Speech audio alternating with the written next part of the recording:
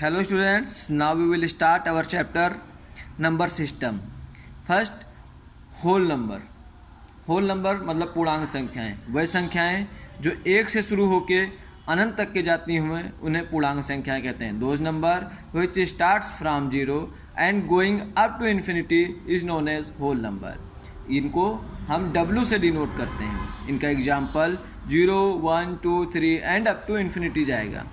Dear student, first I am tell you this because in previous classes we studied this number very well, so I am define this number very shortly.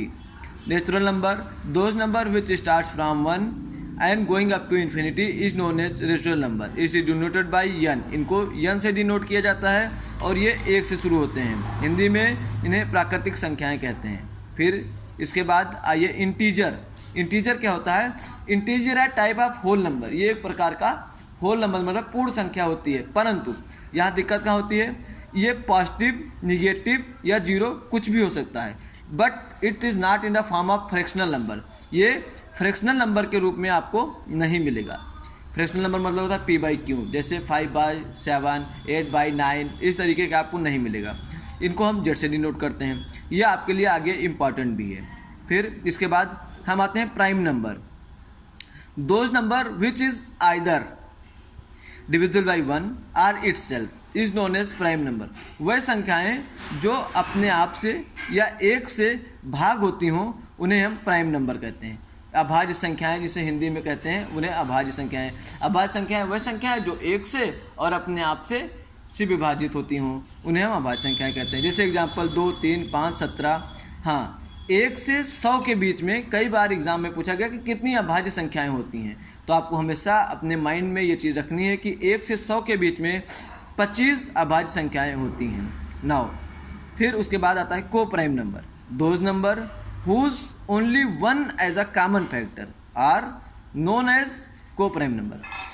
ऐसी संख्याएं जिनका common factor सिर्फ 1 हो. जैसे आप अगर गुणनखंड करते हैं, अभाज्य गुणनखंड का करते हैं, तो उनमें जो कॉमन मिले, दोनों में जो मिले वो सिर्फ 1 मिले, बाकी कोई भी चीज़ ना मिले. जैसे आप ले लें 2 और 3, तो अगर 2 का हम गुणनखंड करते हैं, अभाज्य गुणनखंड करते हैं या कॉमन फैक्टर या फैक्टर करते हैं तो हो जाएगा 1 × 2, और 3 का करते हैं तो 1 × 3. तो इसमें कॉमन फैक्टर आपको दोनों में क्या मिला? 1. तो दीज आर को प्राइम नंबर. सिमिलरली मैंने एक एग्जांपल आपको और दिया है 35 एंड 39. इसमें भी आपका देखिए सिर्फ 1 ही कॉमन फैक्टर है. सो ये दोनों संख्याएं क्या हुई आपकी? को प्राइम नंबर, जिसको कहते हैं सह अभाज्य संख्याएं. फिर इसके बाद आते हैं कंपोजिट नंबर, हिंदी में भाज्य संख्याएं. वह संख्याएं जो एक और अपने आप को छोड़कर किसी तीसरी संख्या से भी विभाजित होती होंगी उन्हें हम क्या कहते हैं? कंपोजिट नंबर कहते हैं. नेक्स्ट एग्जाम्पल मैंने दिया इसका 8, 9, 18. 8 1 से डिवाइड है, 8 से डिवाइड है एंड इटसेल्फ. और उसके बाद 4, 2, इन दोनों से भी तो डिवाइड है. तो मोर देन 2 नंबर्स हुए आर नॉट हुए, तो इसका मतलब यह क्या हुआ? यह एक भाज्य संख्या हुई. फिर इसके बाद हम आते हैं very important. This is very important for our this class or up to 12th. बहुत इंपॉर्टेंट ये नंबर है, रेशनल नंबर. इसका कहीं ना कहीं यूज आपको ज़रूर मिलता जाएगा. अभी आप हाई स्कूल में जाएंगे तो जब रियल नंबर पढ़ेंगे वहाँ पे भी इसका यूज मिलेगा आपको. 11 में भी 11 में तो ये मिलना ही मिलना है आपको. 11 में सबसे पहले जो इस क्लास में आप जाएंगे वहाँ के टीचर आपसे सबसे पहले रेशनल नंबर की डिफिनीशन जानना चाहेगा. तो रेशनल नंबर की डिफिनीशन आज से ही आपको हमेशा के लिए याद करनी होगी. Those number which can be written in the form of p/q where, आप ध्यान रखेंगे p and q are integer. मैंने कहा था ना कि इंटीजर भी वेरी इंपॉर्टेंट है, अभी आपको आगे मिलेगा.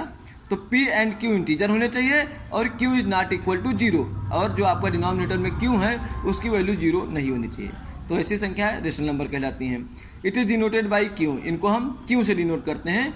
Example 3/5, 7/6, etc. और सारे एग्जाम्पल हैं. तो ये हम क्लास 8th में पढ़ के आ चुके हैं.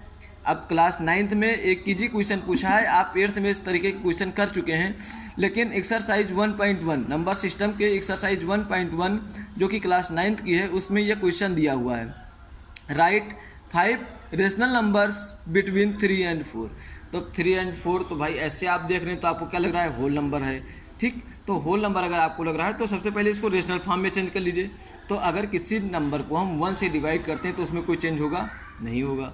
तो हम इसको लिख देते हैं 3/1 एंड 4/1। आप कुछ भी करके यहाँ कर सकते हैं, ऐसा नहीं है कि आप सिर्फ यही लिख सकते हैं कि 3/1 और यहाँ पे आप अगर 2 से डिवाइड करेंगे तो दोनों साइड 2 से डिवाइड करेंगे, ये हमारा कहने का मतलब है। फिर इसके बाद आप आइए, अच्छा किसी चीज़ को ऊपर नीचे अगर हम सेम नंबर से मल्टीप्लाई करें तो उसके आंसर जो आएगा उसमें कोई चेंज नहीं होगा। तो 30/10 एंड 40/10 मीन्स आपका 30/10 मीन्स भी 3 होगा और 40/10 मीन्स भी 4 ही होगा, उसमें कोई चेंज नहीं आएगा। लेकिन हाँ, अब इसके बीच में हमें नंबर ज़रूर मिल जाएंगे। 30/10 एंड 40/10 के बीच में हमें नंबर मिल गए 9।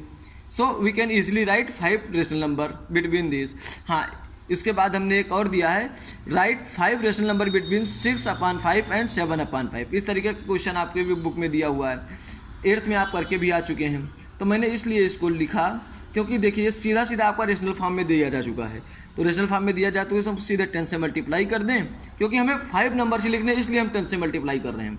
अगर हमें 10 नंबर लिखने होते तो हम 20 से भी कर सकते थे, 30 से भी कर सकते थे, 100 से भी कर सकते थे, कि जितने भी नंबर लिखने होंगे उस हिसाब से हम ऊपर नीचे मल्टीप्लाई करेंगे।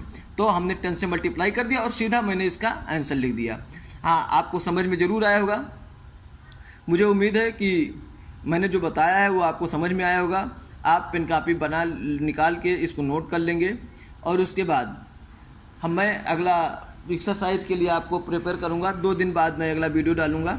अगर आपको पसंद आया हो तो आप चैनल को सब्सक्राइब ज़रूर करें। Okay, thank you class.